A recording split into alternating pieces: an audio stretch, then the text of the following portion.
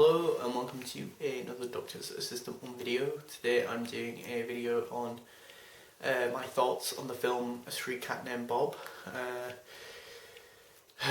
Sorry if I sound different or the setup is different. I haven't done a video like this in probably nearly a year in front of a video camera, and yeah, I've also now where I live now, I'm on the ground level, so when opening a window or the blinds even, people walk past sometimes and that, and yeah, so I'm kind of self-conscious about that, as well as the fact that I haven't done a YouTube video or a video in front of the camera for like anywhere between like 6 months to maybe even a year, which is kind of nuts when you think about it, or you think about it more than I should. But yeah, I can't honestly say for certain that I've not already done sort of my thoughts on said film, which is basically like my version of movie reviews, you know, my thoughts on blank movie film, and that. Yeah, what was I going to say? So yeah, sorry, apologies in advance if I have already done a video about this film on the channel, and you've already seen it, and you're kind of like, why the is he talking about this film again? Why the fuck is he talking about this film again? It's a good film, that's why, but also because again, it's been like 6 months to a year since I've done anything in front of the camera. I think the last thing off the top of my head that I can vaguely remember recording is stuff like my thoughts on like a trailer of like Last Night in Soho, which, as someone pointed out in the comment section, at that point I could have just done a film review because the film had been out for ages, and I still haven't seen it. So but before I forget, the last thing I will say before I actually jump into actually talking about this film is that it's the 6th of December 2022 of this recording, as of when I'm filming this. Street Cat Named Bob, it's a really fun isn't the right word, but honest, heartfelt, simple but effective film, you know, very small budget indie film, I'd say. You know, pretty much the opposite of like a big blockbuster, you know, Marvel cinematic thing. So if you're in the fatigue of Marvel schlock, as it were, I think this could be something very nice and different for you, you know. Even if you're not a fan of cats, it's not just about the cat Bob, it's about the relationship and rapport that James, the guy who's going through troubles with addiction, drug-related addiction problems, he forms a bond with a cat, and it's about their relationship, really, I think, and how animals really can help you in places of, well, in not good places. When we as people are not in good places, animals can still be there, you know, and yeah, so I think it's a powerful message. It's simple but very powerful, and it's very effective. I'd say the only real epic, in inverted commas, scene or moment or like, you know, part of the film is that probably in the third act, I think it is, or the second act, maybe when the cat's on the bus, and maybe when the cat, spoiler alert for this film by the way, I will actually be going pretty much in depth with the film, so you know, if you haven't seen it, oops, sorry, but if you have, cool, I guess. But yeah, I like that bit where the cat gets on the bus and that, but also a cinematic bit is when the cat's being chased by a dog in the city that James lives in. But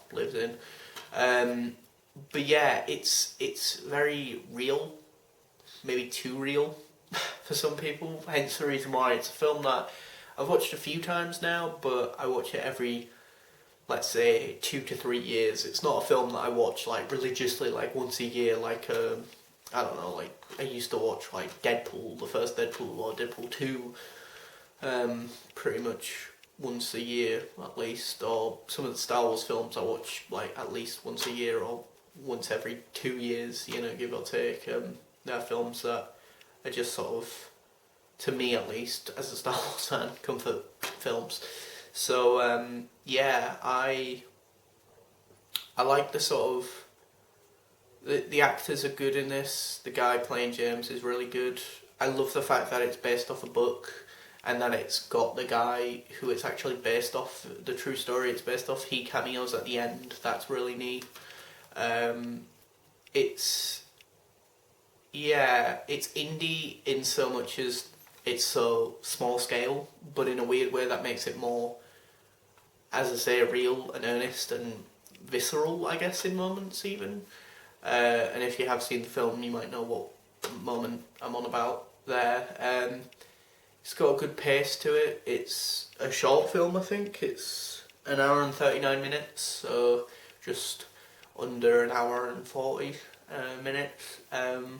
Yeah, it don't feel like it needs more time to say more stuff. It doesn't feel like it needed to be edited down. I think they just got it right in terms of the length of the film. I mean, I think at this point in time it's probably a big discussion about length of films, because a lot are like 2 hours plus, and whether or not we need them to be 2 hours plus is another thing altogether, I suppose. But yeah, and I mean, I suppose if you really do want more details, like the more specific, in-depth details, there is the book as well, so, you know, which my copy did come with, but since I did get rid of it, which is annoying because I got like 50p for a copy of it, whereas now I bet you that copy is probably, I'm gonna probably have to pay quite a bit for that copy, so that's annoying. But yeah, I mean, I like cats personally, so I guess,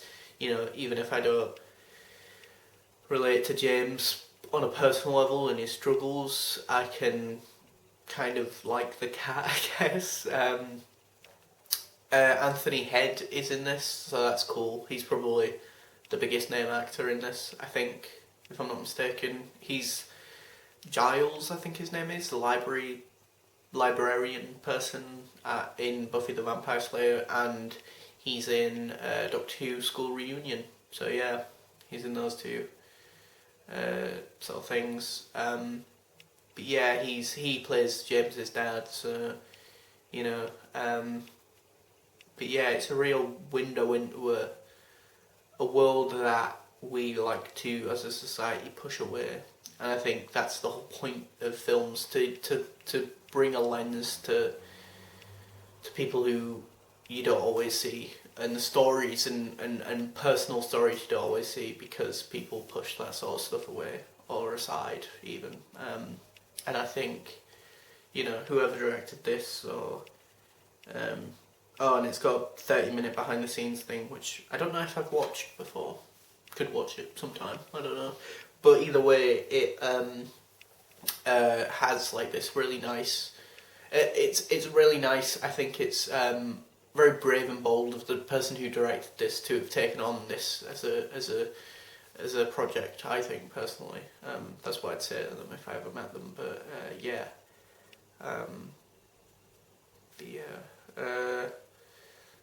decent music. There is quite a bit of music, which is part of the narrative as well, because James is a busker. It's, I think, set in London. I think I got the impression that it was set in London, but I could be wrong. I don't really know if they go into depth about where it's set, specifically in England.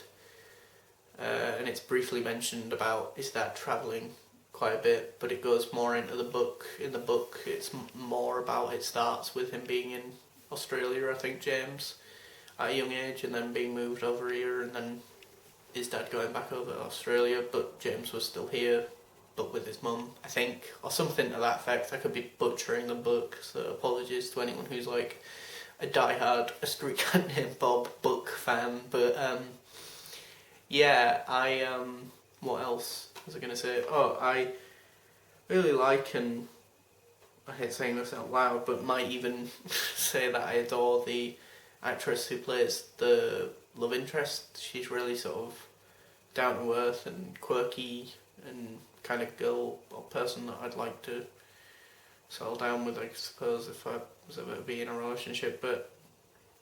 And there is some humour as well. There's some nice humour which is brought about by the sort of, for lack of a better term, playful interaction that James has with this girl. And I like the fact that it's sweet. It's not, for lack of a better term, sexual. You know, because I mean, one of the other characters even makes the point that, like, you're an addict, James. You need to take one day at a time, not, you know, start running and run a marathon sort of thing. So I thought that was a good point.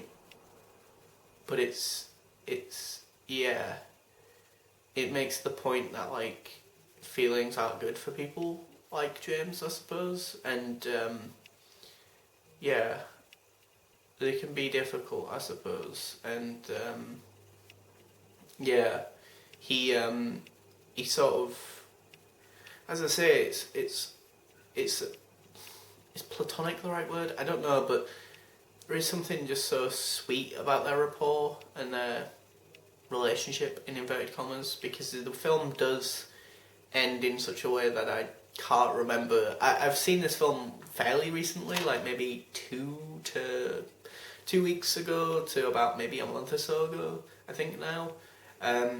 Back in like November, I think it was, maybe mid-November.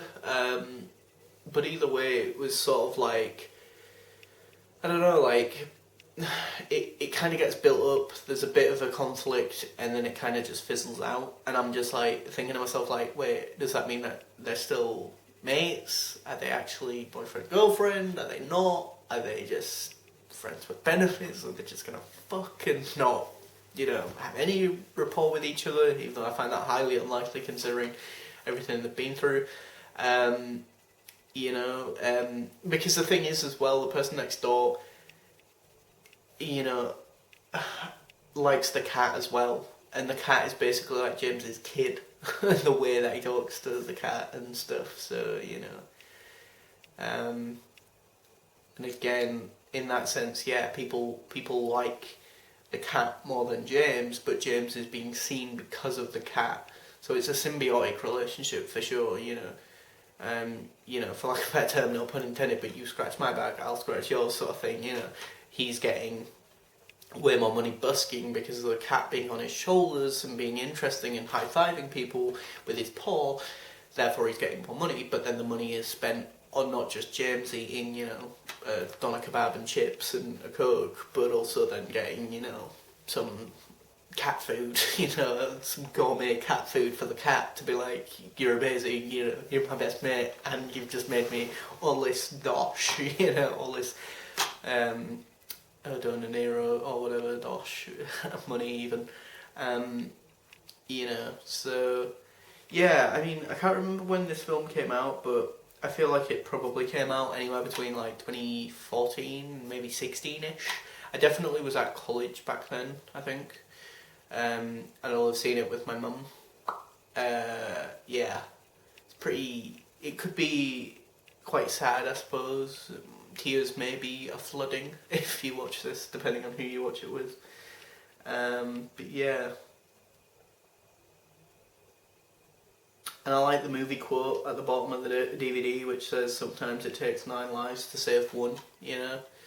And yeah, it's a heartfelt, upbeat, fun film with some comedy. There's little nuggets, some laughter, some nice moments,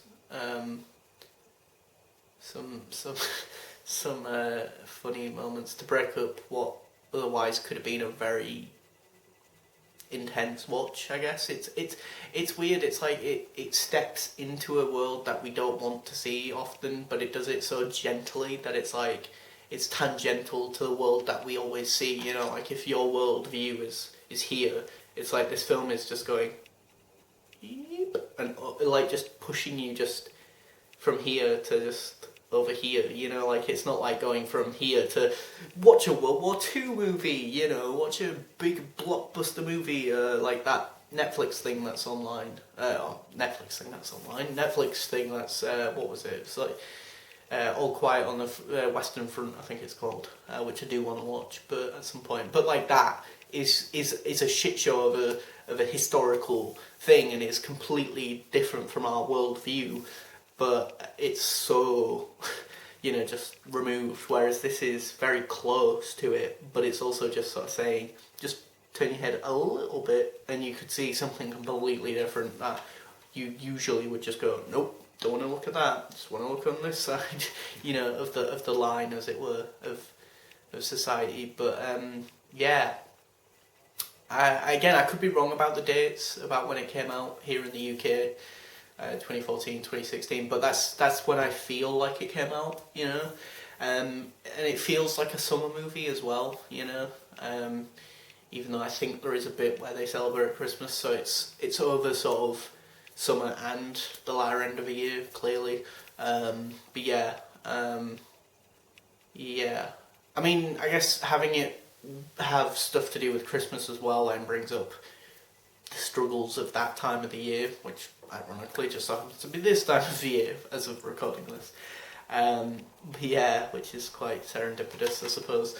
But yeah, that's it. That's all I want to say now about the film. I can't be bothered talking more about it. And if you have seen this film, if you've seen the trailer for it, if you've read the book, please feel free to comment below what you thought about the film. I'd be really interested to know what other people think about it, because it's a film that I do like quite a bit, but as I say, because of the subject matter, it's one that I don't watch very often, because it's so different from what I usually watch, which is, you know, sci-fi fantasy, you know, big blockbustery stuff like Marvel stuff, or even if it's not Marvel stuff, it's like, you know, Mad Max Fury Road, or it's, you know, the plethora of Doctor Who episodes of TV, or Andor, or, you know, fucking Clone Wars, or Rebels, or whatever, or Futurama, Simpsons, you know, Community, to name but a few other TV shows and films that I watch, the Star Wars trilogy, and that, but it's mainly sci-fi stuff that I seem to gravitate towards for one reason or another. But yeah, thanks for watching. Please do comment, rate and subscribe to the channel.